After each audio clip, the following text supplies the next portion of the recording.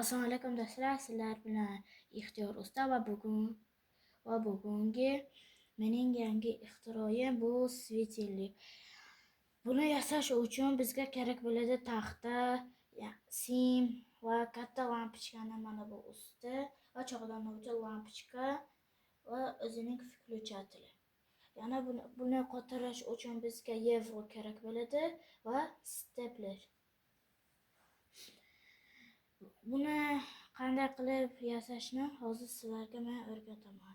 Birinchi bo'lib 3ta mana bu korpusni qilish uchun bizga taxta kerak bo'ladi va taxtani 4 burchak qilib olamiz. Uni qaddini qilish uchun esa uzunroq taxta kerak bo'ladi. U taxtani mana bu yeriga qotirib olamiz va yana bitta mana bunaqa taxta kerak bo'ladi. Bu o'rtacha qilib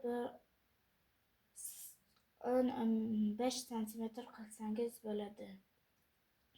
Va buni ham yevro bilan qotirib olamiz va yana sim kerak bo'ladi. Simni birinchi bo'lib stepler bilan qotirib olasizlar va buni hozir yoqib ko'ramiz.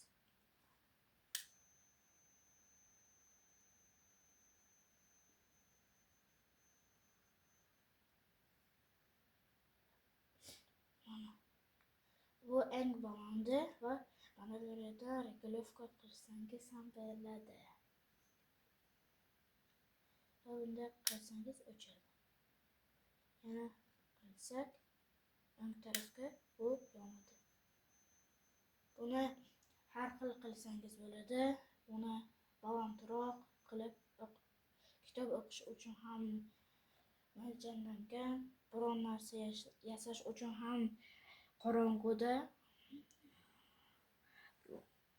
shuni yoqib ishlatilsa ham bo'ladi. Mana bunday qilib pastroq qilib ham qilish mumkin.